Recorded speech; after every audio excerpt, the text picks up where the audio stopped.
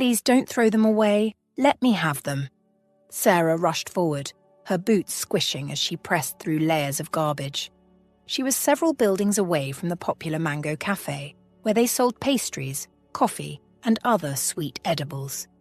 Sarah hung around the garbage dump every morning because the Mango Cafe workers always showed up at this time to dump used aluminum cans and other leftovers.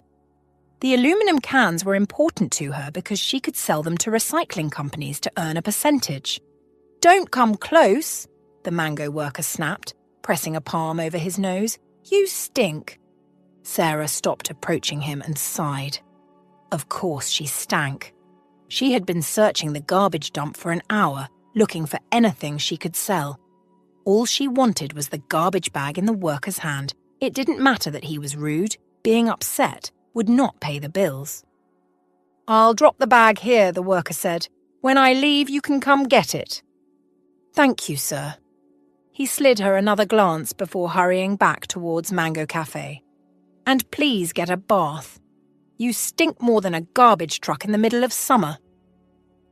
Sarah waited until he slipped through the back door of the cafe before grabbing the garbage bag. There was some leftover food in there, and she dumped it in the garbage before inspecting the aluminum cans. She picked up the bag and started for the recycling company. It was a reasonable distance and her stomach was violently rumbling, but she consoled herself with the thought that she would make some money from the sale and could buy something to eat. If anyone wondered why an older woman was dragging a garbage bag behind her on an early Monday morning, nobody asked, and it was good that they minded their business. This wasn't her proudest moment, but she had to make ends meet, or else she would starve to death. Half an hour later, she arrived at the recycling, her body drenched with sweat and her legs heavy. "How can I help you, ma'am?" the staff at the desk asked, squishing his nose at her. At least he was polite enough to not mention it, unlike the worker back at the cafe. Sarah knew she needed a bath badly, but she couldn't head home for a quick one before coming here. "I want to sell this." She showed him the bag. "They're all in good condition." The man reached for the bag and examined the cans. "They're not all in good condition, ma'am," he deadpanned, causing her heart to skip painfully. Contrary to how stressful getting these cans was, it didn't pay very much. But when the staff complained that the cans weren't in good condition, the already meagre pay was slashed by half. "Check them carefully," Sarah pleaded. "I didn't pick them from the garbage. They're fresh." "Then why do you smell like a dumpster?" He frowned at her. "The cans stink. We're only paying $2 for this. You either take it or get out of here." "Can you do 5? With 5, she could get a decent meal. 2, the man remained adamant. "I'll take it." He dumped the garbage bag on the floor and withdrew the cash from his drawer. Sarah took it and left the office, her stomach pulsing painfully. Hunger was a constant companion, but because she hadn't eaten in a full day, it's grown to an uncomfortable level. She stopped by an eatery and grabbed a snack before walking the rest of the distance home. Sarah lived in a dilapidated area downtown. It was a location where the poorest of the poor lived, and it lacked all the basic amenities of a regular apartment. Inside her house, Sarah sat on the couch and devoured her burger, aware that this might be the only food she ate until tomorrow.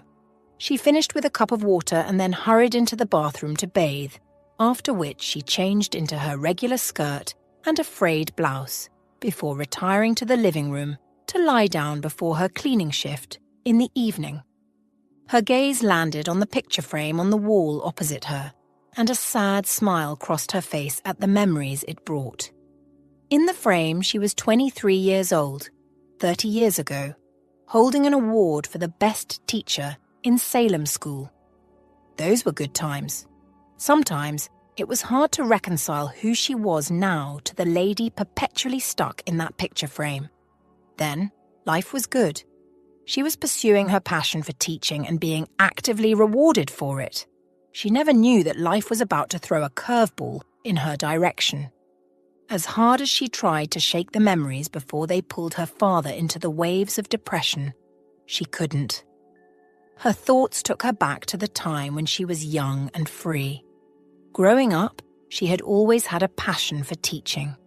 As an elementary school student, she would gather her classmates together and read books to them, teaching them new words and helping them study. By the time she got into high school, she was the best student in every class she was, and she signed up as a tutor to any student who had problems with lessons. She won several awards for being an excellent tutor, and every person she taught ended up passing the class. She applied to study education in college, and while there, she also left her mark by organising study sessions and helping out the other students. When she graduated as the overall best student, her parents wanted her to apply to become a professor, but Sarah wanted to go back to the basics. She realised, in all her years of tutoring, that students had faulty foundations from elementary school, which transcended into adulthood. She wanted to become an elementary teacher and help young children build stronger foundations for a better life. It was a burning passion that even her strict parents were unable to obstruct. A year after she graduated from the university with flying colours, she got employed as a teacher in Salem at 23, beginning what would become a decades-long profession. Those children were the loves of her life, and Sarah devoted everything to them. Maybe someone should have taught her that she needed a life beyond teaching, but no one did. Her parents were disappointed that she chose to teach children at an elementary school and get paid peanuts when she could literally get a job in the city as a professor and earn much more. However, every time the kids walked into her classroom with broad smiles on their faces, she felt joy. Every time their parents called to thank her for helping their child through a complex subject, she felt joy. She soon became the most popular teacher in school. Now that she was 53 and at the bottom of the rung, she saw life from a different perspective. She was alone right now because she could not separate her passion from her personal life. But now that she knew better, it was too late to go back and rectify it. When she was a pretty young woman, she used to be chased around the block by men who wanted her. At 28, she met Andrew. She loved Andrew as much as he loved her, but he wanted more attention than what she gave him. Andrew would complain that she was spending too much time with the kids and acted weird towards them.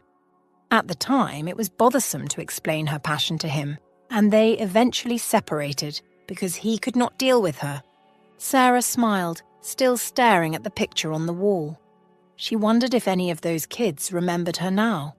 After spending all her life and time helping them grow, did they sometimes think about Mrs. Archer? She doubted any of them would even remember she still existed. Her kids at the time were 6 to 11 years old, which meant they were now adults in their late 30s or early 40s, probably with kids of their own. Sarah laughed as she remembered their cute little faces that brought her so much joy. But as cute and lovely as they were, she had difficult kids too, especially little Joseph, who would always disrupt her class and cause the other children tears. He would steal their lunches and pull on girls' hairs. At 10 years old, Joseph had been suspended multiple times from school. But Sarah took an immediate liking to him.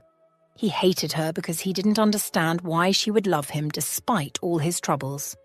Sarah realized later that all the other teachers ignored him. Yet Sarah showered him with love. Since he was constantly failing in class, she approached his parents with ideas for after-school tutoring. But they refused. His father was an alcoholic, and his mother ran a fashion business that took her away from home for weeks on end. Joseph was practically left on his own most of the time. When she found out about this, Sarah started to spend more time with Joseph in school before he eventually went home to be alone. At first, he balked against it and would run away after school. Yet she continued to extend grace to him.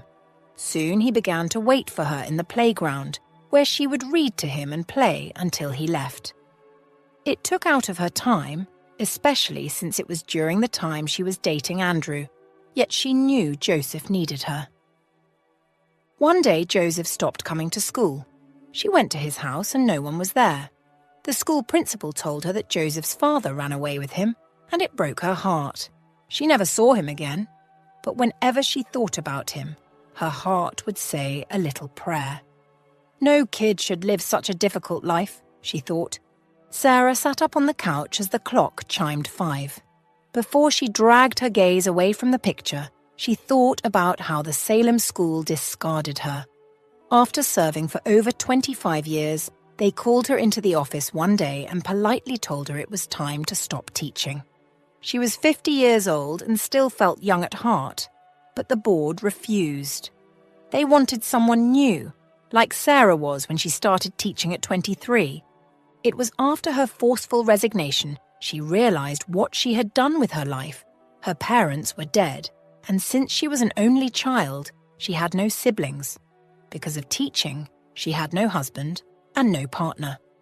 Salem was paying too little to have any savings, so suddenly she hit rock bottom. Scared and heartbroken by the new turn her life was about to take, Sarah moved out of her state and traveled back to her hometown, where no one knew her anymore. It was here she mourned her old life, while regretting that she let it consume her so profoundly that when it was taken away, she had nothing left. Hunger hit, and she took to the street. She, a former teacher and overall best graduate of her time, resorted to cleaning homes and picking out aluminum cans. As Sarah left the house on her way to her cleaning job, she asked herself what her life would have become if she chose to be a professor. It was a more secure job, and resignation or retirement came with lots of benefits. Did she regret being an elementary teacher? No, but she regretted how she did it. Now everyone had their lives, but she was stuck in a rut, back to point zero. So the agenda of today's kickoff meeting is to prepare for the launch of our eatery tomorrow, Joseph said, his gaze roaming the faces of each staff member in the conference room. He was the chief executive officer and the creative mind behind Mango Cafe. They had several branches scattered across the country and were set to launch a new site tomorrow. The world is watching and waiting, he continued. For 7 years we have operated Mango Cafe and have given people a taste of expensive dining for an affordable price. Now that we're dabbling into something different by starting an eatery for fine dining, we must ensure to keep up the pace and aim to do even better. Our launch tomorrow will be covered in the news, so we must work together to make sure that everything goes right. Brad. He slid his gaze over to the manager of his corporation, Brad Mensah. The floor is yours. As Brad took over the meeting, Joseph's attention was diverted like it always was. Sometimes it's a miracle that he was so wealthy and successful. There were so many traits he exhibited that could have prevented him from being anyone influential. For instance, he was never able to concentrate in school because his attention span was so short, he was already thinking out of the classroom before the teacher even said a word. This caused severe restlessness such that he became a terror to the teachers and other students. He failed all his class tests and never did his assignments because he couldn't concentrate on them, and his parents didn't care enough to help him do it. His life started on the path of change when a young teacher was employed by his school. She gave him the love his parents never did and set him straight. Joseph smiled when he remembered her.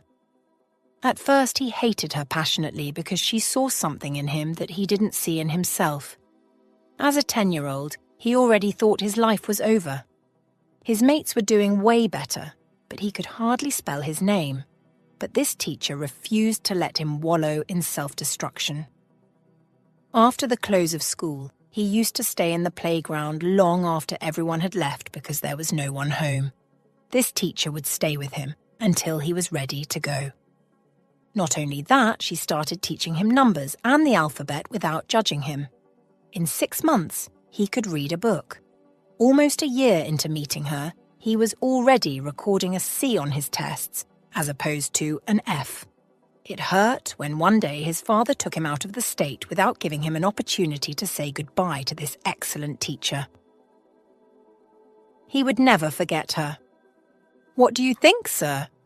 Joseph suddenly felt 6 pairs of curious eyes on him, and he turned to Brad. "What was your question?" The best part of being a boss was never having to apologize to anyone whenever you were caught zoning out in meetings. Brad smiled. "Are you satisfied with all the details we have outlined?" He wasn't listening, but he trusted his team to handle tomorrow's launch like a pro. "I got distracted," he said, "but I believe you know what will impress me. I cannot wait to ace tomorrow's launch with you all by my side." As the members of the board applauded, Joseph left the conference room and headed back to his office. The next day arrived, and before Joseph knew it, he was standing in front of the ceiling-length mirror in his luxurious room, trying on different suits designed by one of the country's finest designers, Valentino Russo, who was also his personal stylist. "I think this is a wonderful fit," Valentino said in his strong Italian accent. "But something is missing." Joseph rolled his eyes. This was the 6th suit he was trying on, and Valentino wasn't impressed with any of it yet. "Valentino, this looks amazing." Joseph studied his reflection, admiring the way the cloth clung to his body. At 41, he looked amazing, thanks to all the hours he spent in the gym each day. It was one of the things that kept him grounded. "Something is missing." Valentino grabbed another 6-piece suit from the rack. "Try this one." Joseph groaned and Valentino smiled. "I'm sorry, sir, but we have to get it right.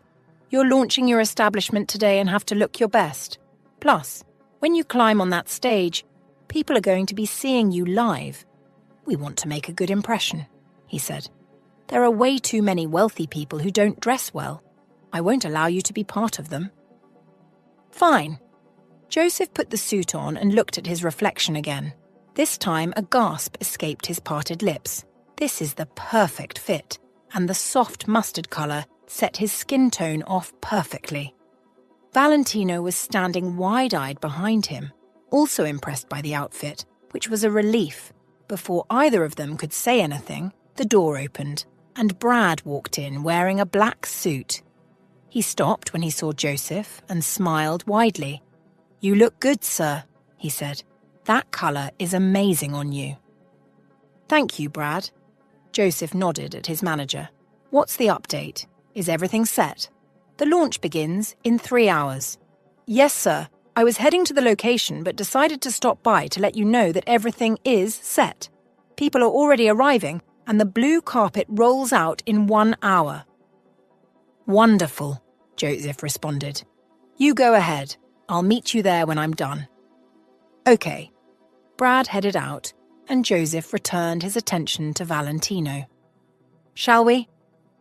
Sarah was excited as she headed to the launch of the new eatery uptown. In her years of sourcing aluminum cans, she realized that she got neater ones when there was an event. That was because it had just been freshly used, and so was in better condition. It had been a tough couple of days for her, and food was sparse.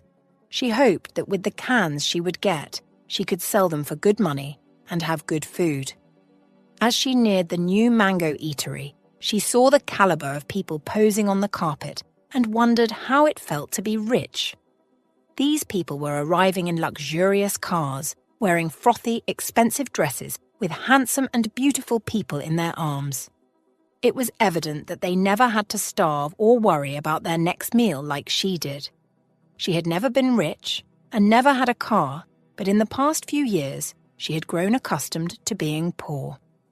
She wouldn't say life had been unfair to her because she got here as a result of the decisions she had chosen to make. She walked past the people on the blue carpet, trying to shrink herself as much as possible because she was too ashamed.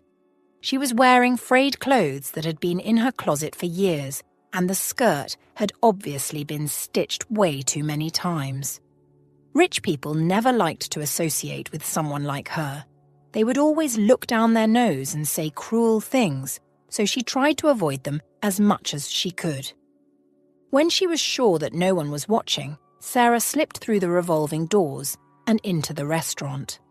Here it wasn't as busy as it was outside, but the few people interacting with each other didn't pay her any attention.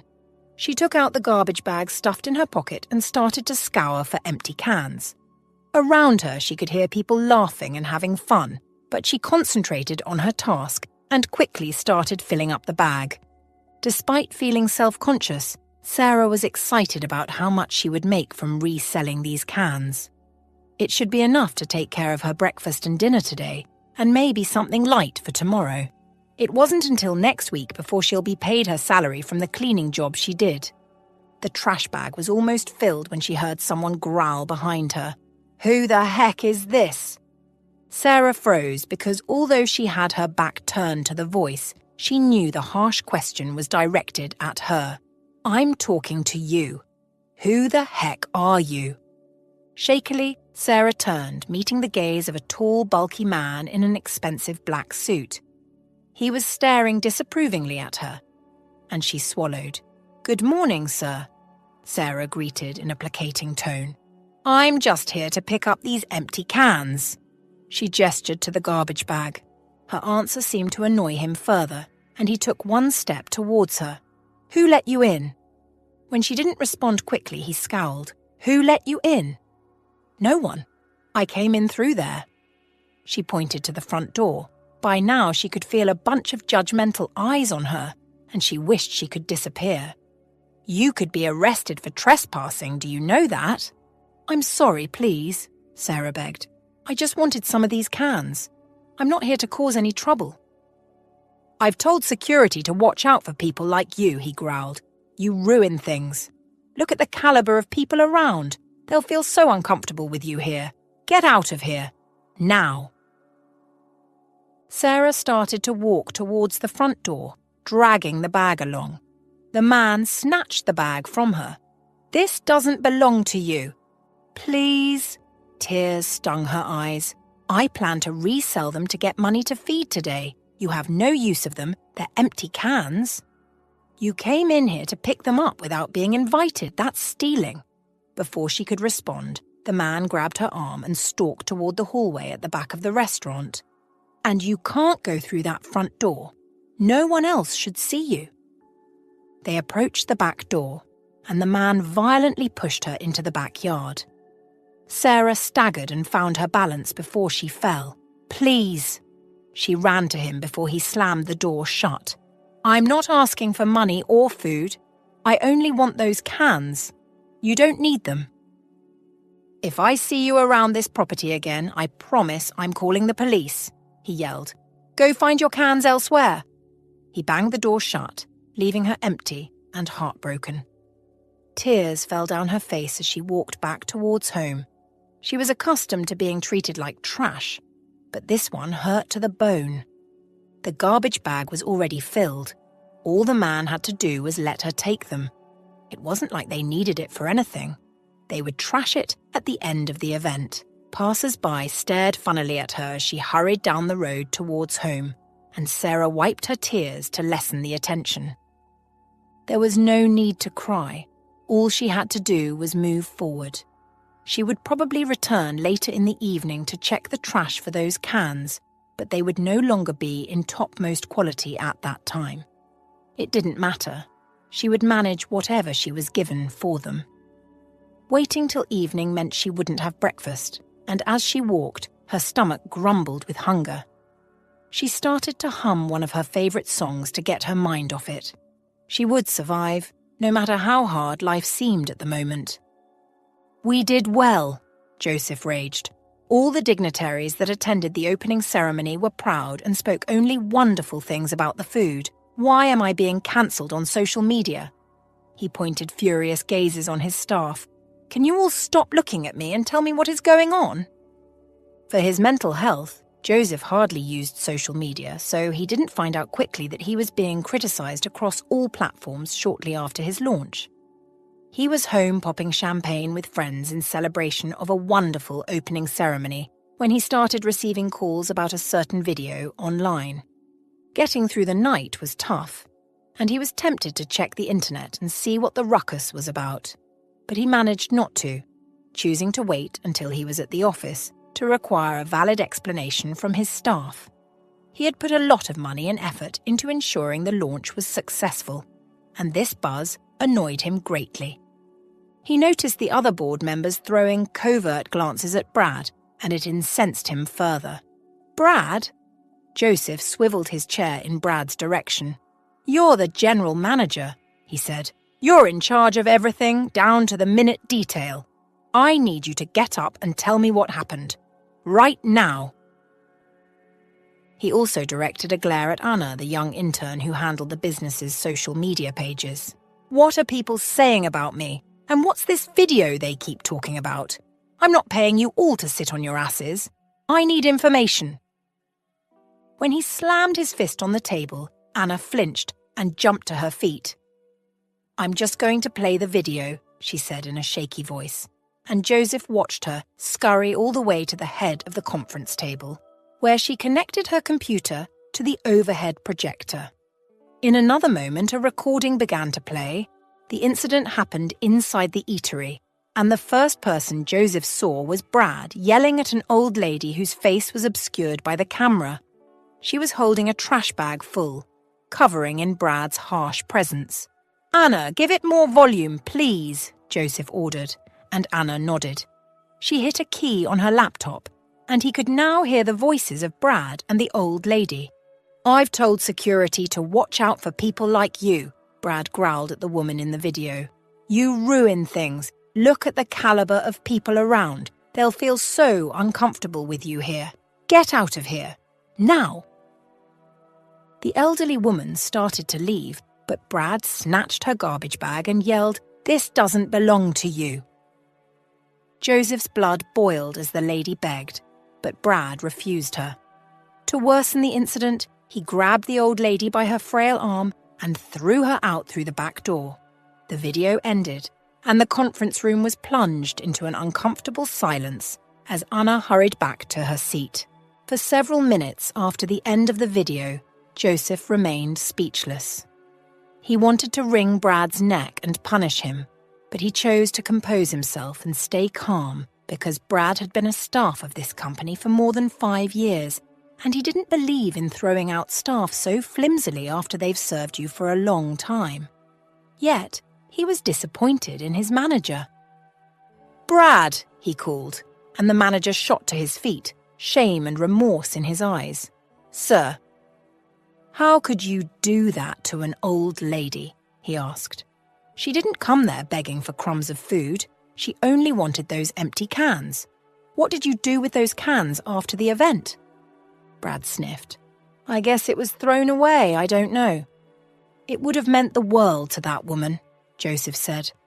She probably planned to resell them. You grew up with nothing, Brad, remember? I'm so sorry, sir, Brad begged. I was just desperate for everything to go well. I was on my nerves and I was worried that if people saw her... I don't care, Joseph snapped. I don't care about anyone who gets offended because of her. That's not the type of people we want to serve anyway, Brad nodded, his eyes full of remorse. Excuse me, sir. Jermaine, the public relations specialist, called Joseph's attention. Since this is already getting out of hand, I suggest we find a way to tackle it immediately before your brand is permanently ruined. This video is going viral across all social media platforms, and people are leaving all sorts of comments. It may be Brad in the video, but most of the attacks are personal and directed at you. Joseph ran a hand through his hair. What do you advise? That we find the old lady and compensate her. We will anonymously tip off the paparazzi beforehand so they'll be there to film it as we do. Isn't that an obvious tactic? A board member asked. Jermaine nodded. Yes, but it works. Trust me. All we have to do is find the woman. She doesn't look like she has a smartphone, Anna said, which means she won't have social media. How do we find her? Don't worry about that, Joseph told them, before sliding his gaze toward Brad again.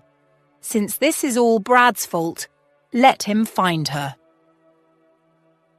Brad's eyes widened for a moment before vigorously nodding. I'll find her, I promise. I'll make this right. You had better. Joseph rushed to his feet and left the room, still seething with annoyance. He couldn't see the woman's face, but he felt her pain and heartbreak. The cans meant so much to her, and Brad just cruelly took them away. He wished he was there to stop it, and he promised himself that he would do whatever the woman wanted as compensation for how rudely she was treated. It was 9 in the morning, and Sarah was exhausted with her monotonous life. Her cleaning shift wasn't until this evening, and ever since the incident with the guy at the Mango restaurant's opening ceremony, she had stopped going there to collect the cans.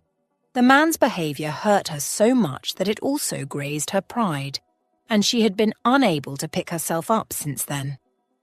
This meant her mornings were now free, and she had enough time to wallow in self-pity until it was time to go clean her clients' homes in the evenings.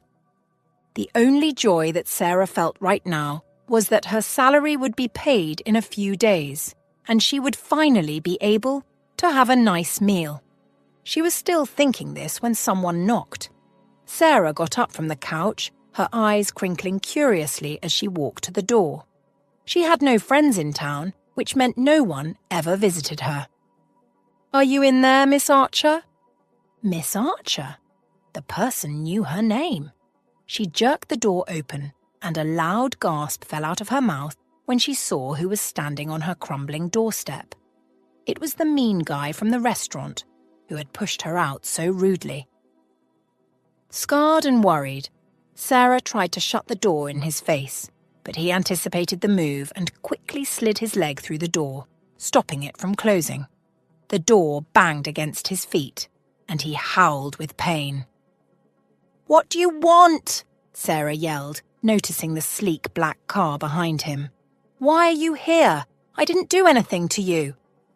"Good morning, ma'am," he said softly, his voice devoid of harshness. "You didn't do anything. I'm not here to harm you." "Why are you here?" Sarah wouldn't let his soft tone fool her. "And how did you find me? Please leave before I scream."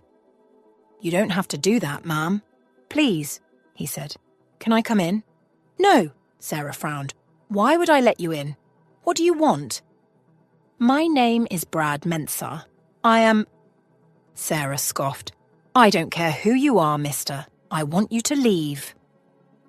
"Firstly, I want to apologise for how I acted the other day." Sarah narrowed her eyes, disbelieving that this man would find her all the way into the gritty part of town to offer an apology. Why? "It was mean and uncalled for. I had no right to treat you that way, and I am sorry. Please forgive me." "You're forgiven." Sarah tried to push the door close again, but his foot wouldn't budge. "Please go away, I've forgiven you." "Unfortunately, I cannot leave just yet," he continued. "Someone recorded the incident and posted it online, and it's gone viral." "What does that mean?" Brad Mensah paused and explained further. "It means that a lot of people saw it and started criticising the business, especially our CEO, Mr. Ambrose. He's a good man, and he doesn't deserve any of the heat he's getting."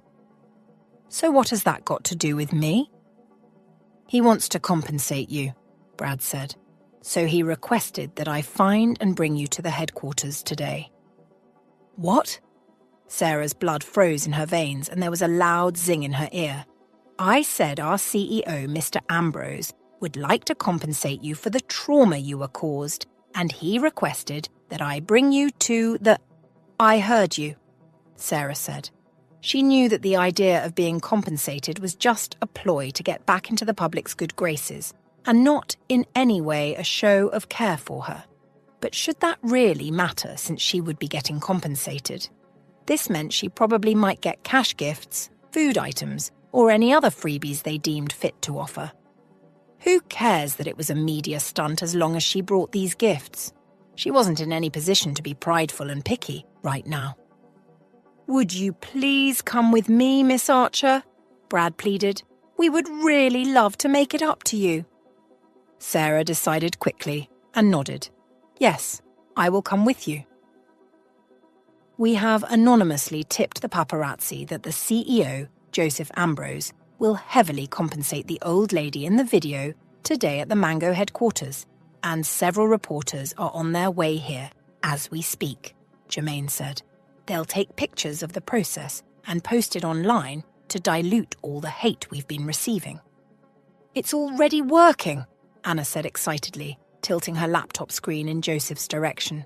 People are already praising you for taking the step to find this woman. They think it's kind and generous, she grinned, although some people think it's a media stunt. It doesn't matter, Jermaine replied. As long as there's a buzz around it, we're fine. He turned to Joseph and asked, how do you intend to compensate her?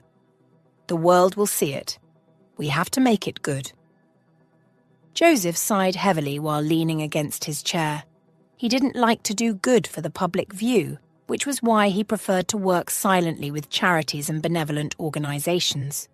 But this was a problem he could not pass and must perform for public view. All because Brad chose to be a mean boy. The door opened and Brad walked in, looking content and relieved. She's here, sir, he said. He had already sent a message last night that he found her and would be bringing her over this morning. Joseph rushed to his feet, eager to get this over and done with. I hope this teaches you a lesson to never be mean to anyone again in your life, Brad, he said to his manager, who lowered his head, his face full of remorse. I regret this deeply, sir. Where is she? In the reception. Joseph walked out of the office, his men behind him as he took the stairs and headed to the reception. The reception was a homely dome made of glass and shaped stylishly like a mango. It was an architectural wonder that a lot of people admired whenever they came to the headquarters. As he walked towards the entry, he glimpsed the old lady sitting on one of the reception chairs, a lost look on her face. A rush of memories bombarded him, and he froze, his heart slamming violently in his ribcage. It's been years and a lifetime since between them, and although she was older and tired-looking, Joseph recognized the woman on the other side of the glass. Her face was a constant in his memory, and now she was right there, only a few feet away. Is everything all right, sir? Brad asked. Joseph looked up at him. This woman, he gestured to the glass. What's her name? Sarah Archer. His heart almost stopped at the confirmation of what he already knew. Miss Sarah Archer, the one teacher who had set the course of his life for greatness. Without her, he would still be the unruly kid who never realized his potential. Excuse me, sir, Jermaine came up to them. I just got a tip that the paparazzi are here. We might want to hurry this up. Joseph balked, shaking his head. He wouldn't reunite with his teacher this way, not with cameras flashing at them and the world watching this stunt. This meant more to him than anything, because he had waited for this moment for years. I want them gone, he said to Jermaine, who blanched. What? Are you deaf? He barked, and Jermaine flinched before walking away. Joseph glanced at Miss Archer one last time before heading back in the direction of his office. Ensure she gets home safe, he said to Brad. What? Brad ran after him. Aren't we compensating her anymore? Man, she would be so disappointed. I already told her we would. Brad, do not question me, Joseph snapped at Brad. You're already on thin ice with me. He walked into his office and slammed the door shut. As soon as he was alone, Joseph broke into a sob. It wasn't tears of sadness or hurt.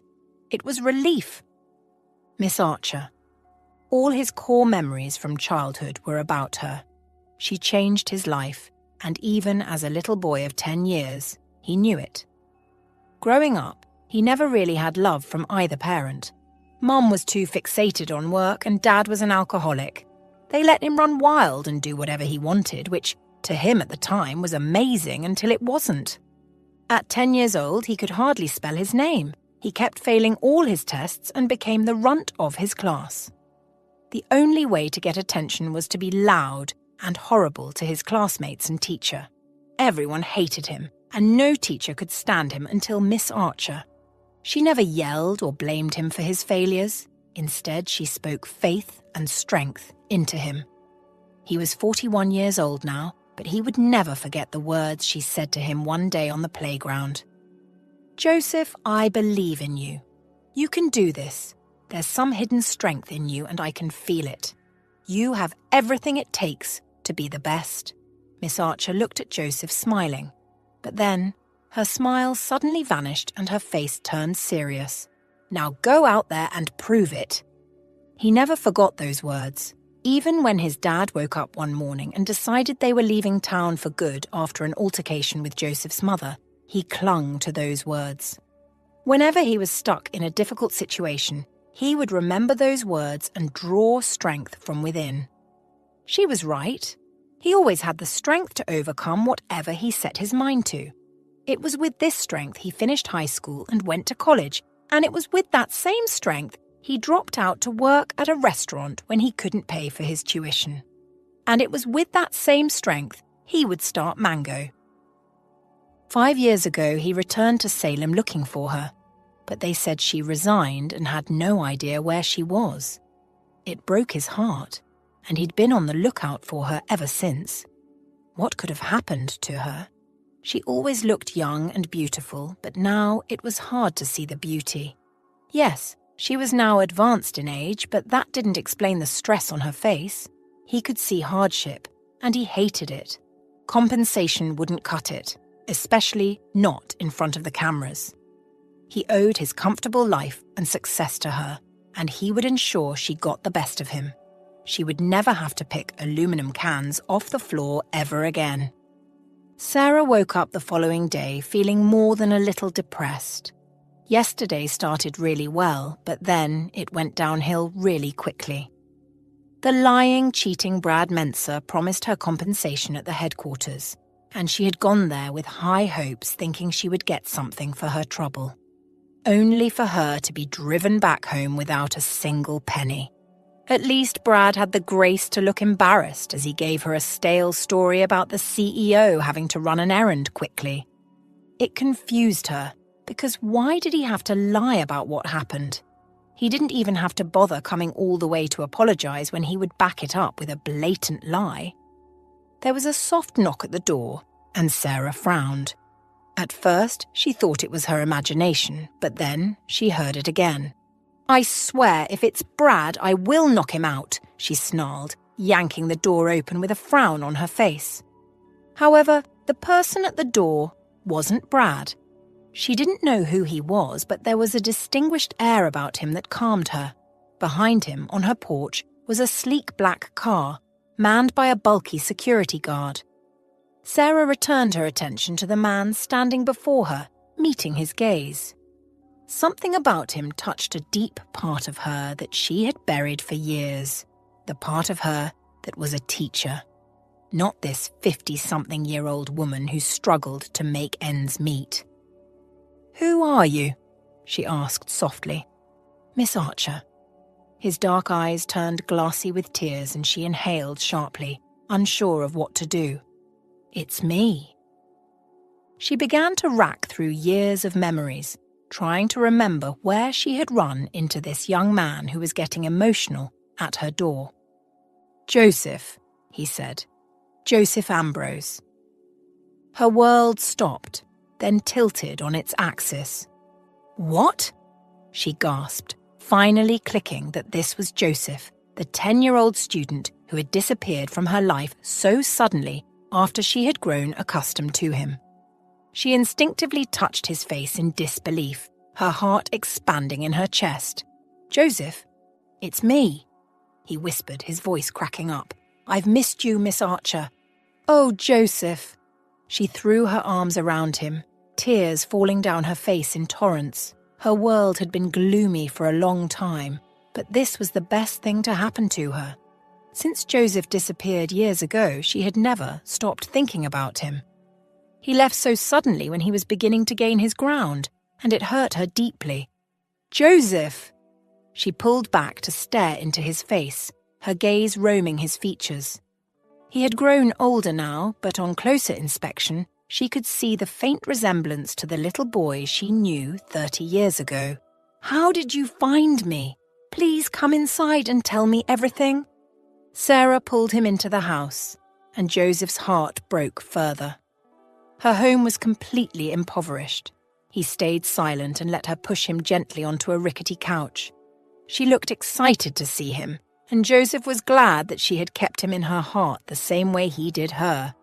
"How did you find me?" she asked. "How did you know it was me?" He could see the questions rattling in her head, and he was prepared to calmly answer them because he had some of his. Like how she went from being a respected teacher to this. "It was purely coincidental," Joseph told her. "My manager was rude to you on the day of my restaurant launch, and the video went viral."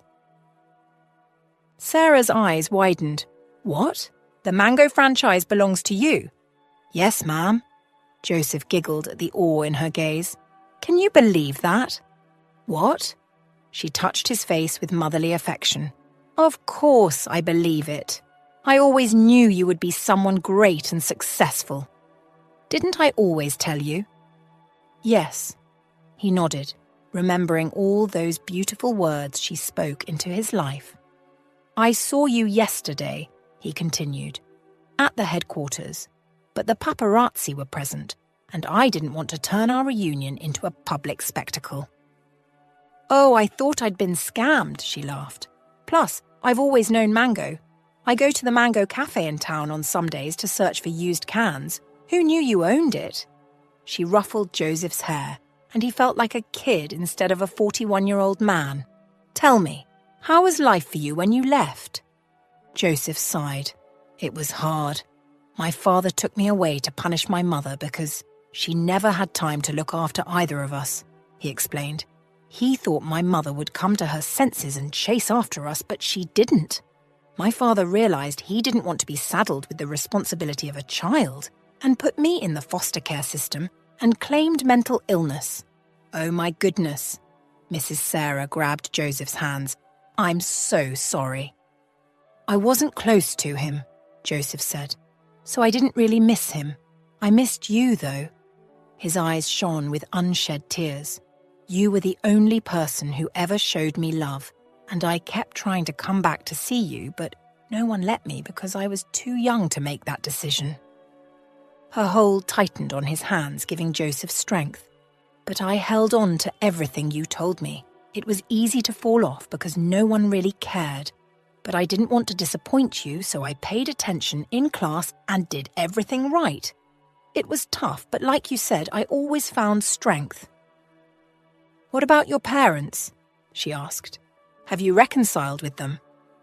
"Nah," he shook his head. "I never saw my dad again. I reached out to my mum when I was 15, and she said she didn't want to hear from me anymore." "That is so cruel," Sarah gasped and threw him another hug. Joseph leaned into the embrace for a few seconds until she pulled away. "What about you?" he asked. "I went to Salem a few years ago looking for you, and they said you resigned." Mrs. Sarah laughed. "Resigned?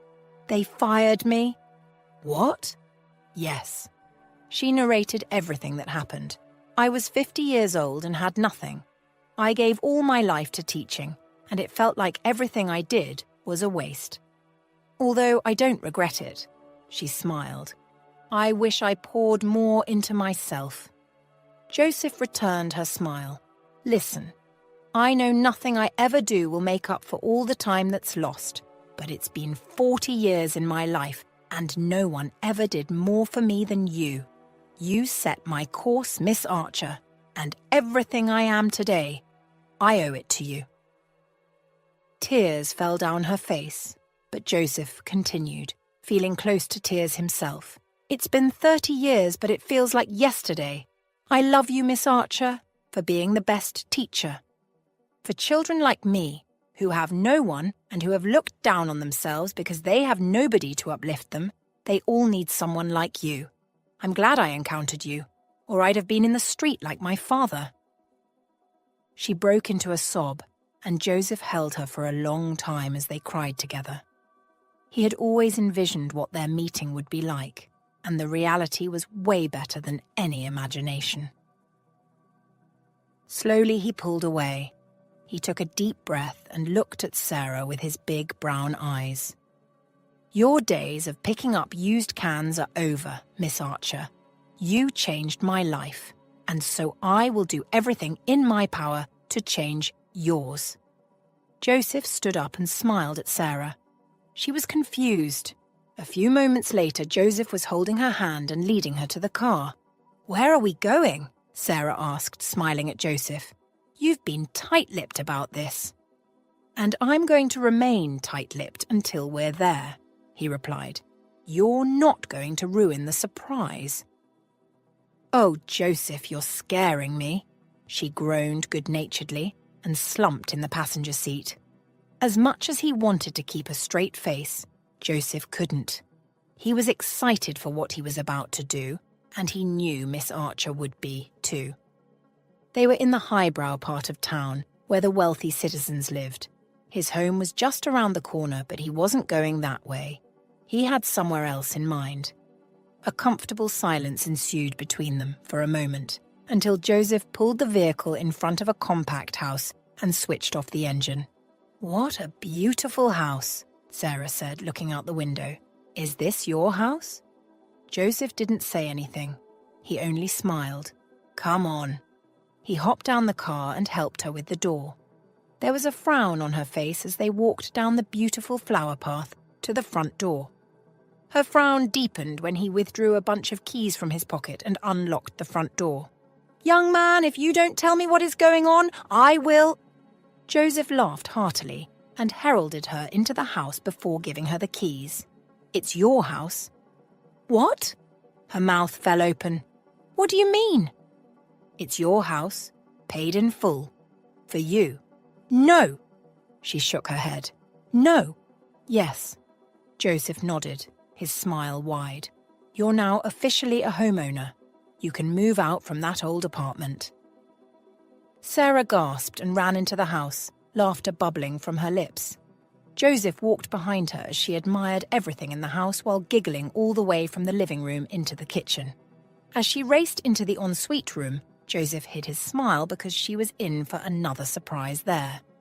Sarah gasped at the wonderfully designed room. She jumped on the bed and groaned at the softness before checking out the bathroom. Lastly, she threw the closet open and froze.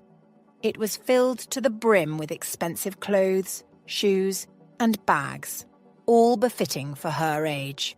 "I'm sure they're all your size, but I hope they're to your taste," Joseph said. "Oh my goodness," Sarah cried. "I can't accept this all." "Oh, Joseph." Sarah didn't know if she was in a dream or if everything was really happening. Joseph giggled and said, "Well, I don't think you have a choice here, Miss Archer." Sarah descended on the couch, trying to steady herself. She closed her face and cried even more. Joseph stood there smiling through tears. Sarah took a moment to compose herself and got up. "Thank you so much, Joseph. This is beyond my dreams. Thank you." "You deserve it," he said. "You deserve it all." "Everything in here is mine," she whispered, her eyes still shining with disbelief. "Yes." Joseph nodded and twined his hands with hers. She shook her head. "But why all this? It's too much, Joseph." "I might have known only for a short period of time, but it was impactful," Joseph said, holding her gaze so she could see how serious he was. Sarah threw her arms around him again, and Joseph smiled in contentment. The warm afternoon sunlight streamed through the tall windows in Joseph's office, casting elongated shadows on the shiny oak floor. Brad lingered nervously at the door, tightly gripping a folder brimming with notes and sketches. Joseph, seated behind his expansive desk, waved him in. "Come in, Brad. Have a seat," Joseph invited, his voice tinged with curiosity. "Let's discuss this project you've been working on."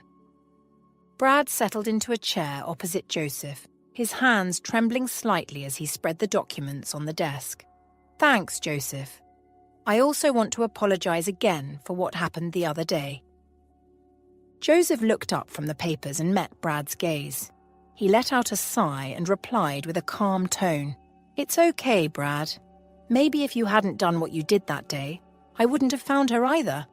However, it's important to treat everyone respectfully, especially under pressure." A small smile crept across his face. easing the tension between them. Brad nodded, grateful for Joseph's understanding, and dived into his presentation. It's about her, actually. When I reflected on her situation after our last conversation, I realized I was an asshole. Let's get that out of the way now, shall we? Joseph smiled and nodded. Brad continued. I started thinking about her age. She's over 50, seemingly without any major problems now. That's not necessarily a good thing for her. Joseph's expression grew concerned but attentive. Interesting, Joseph encouraged, leaning forward. Tell me more about your idea. Brad cleared his throat, his confidence growing as he explained. I suggest we start a private school, but not just any school. This one would focus on personalized education, where teachers like Miss Archer can share their wisdom and give special attention to students who thrive outside traditional classroom settings. Joseph's eyebrows shot up in surprise. A school? That's quite a shift from managing restaurants and cafes. Yes, it's a big change, Brad acknowledged. But think about it, Joseph. We know how much Miss Archer influenced your life. Parents are searching for schools where teachers genuinely care about their students' futures. We could build a school that embodies that ideal. Plus, this would give Miss Archer a chance to teach again, which she needs. You've helped her solve her issues, but she's not being challenged. She's built for more than just getting by. She's meant to inspire. Joseph laughed lightly, trying to change the subject as Brad hinted at personal matters. Hold on, Brad. You're veering off into my personal life there. Let's keep this about the school. Joseph then tapped a pen against his lips, thinking deeply. Brad, seizing the moment, opened his folder wider, showing Joseph a more detailed plan. Brad leaned in, enthusiasm clear in his voice. We'll start small, something intimate, to keep the personalized feel. Then we'll bring together a team of educators who really buy into our vision. We'll keep the classes small and make sure the learning environment is engaging. Joseph, intrigued, asked softly, And Miss Archer? She could be our pioneer, our guiding star, Brad suggested, his eyes bright with the idea. We could even name the school after her. Joseph's smile widened. Sarah's Place? I like that. It sounds welcoming, full of promise. Brad nodded enthusiastically. Exactly. And we don't stop there. This could even expand into a franchise, which you already know how to manage. Finishing his pitch, Brad held his folder confidently. Joseph stood up, pausing momentarily before extending his hand for a shake. In that moment, he was certain he had made the right choice in hiring Brad. All right, Brad, let's do this. You lead it. Brad beamed, filled with pride. Over the next few weeks, he would dive into the details and scout potential locations. He had already arranged meetings with architects, educators, and legal experts to ensure everything was perfectly aligned for the launch of Sarah's Place. 6 months after their initial conversation, Brad was back in Joseph's office, but this time for a very different reason. The day had come to officially open Sarah's Place private school.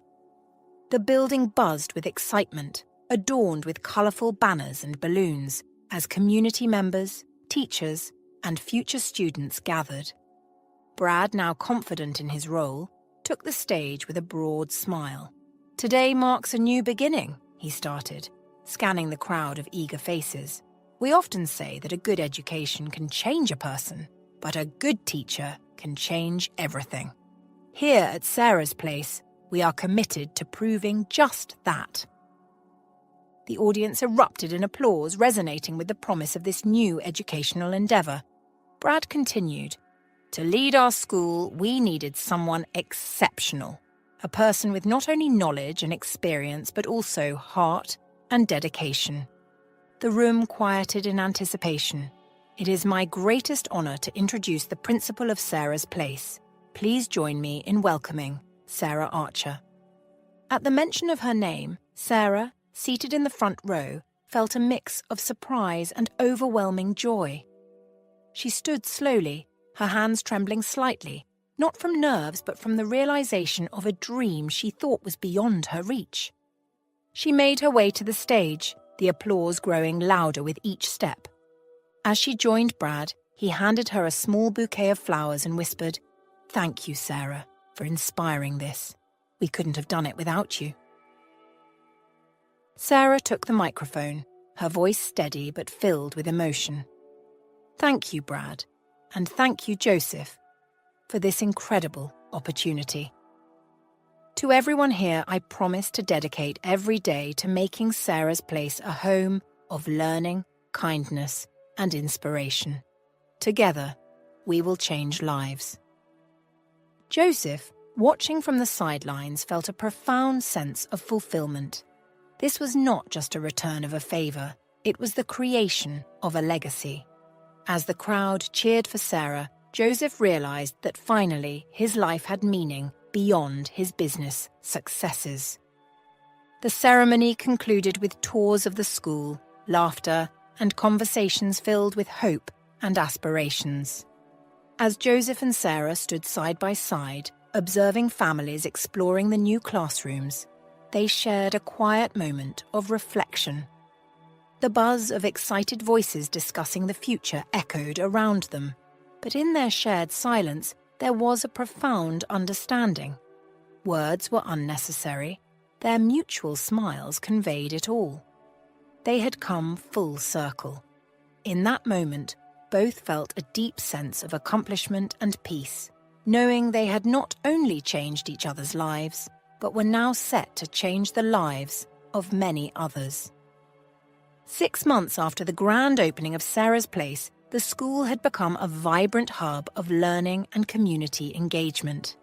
Sarah, with every passing day, seemed to rejuvenate, her passion for teaching rekindled by the bright-eyed students who hung on her every word. It was as if she had stepped back in time to her early teaching days, filled with vigor and purpose. Each weekend, Joseph made it a point to visit Sarah. Over cups of coffee in her cozy living room, adorned with student artwork and educational books, he listened intently to her stories from the past week. Sarah spoke with an infectious enthusiasm about her students' progress, their small victories in learning, and the innovative teaching methods she was implementing.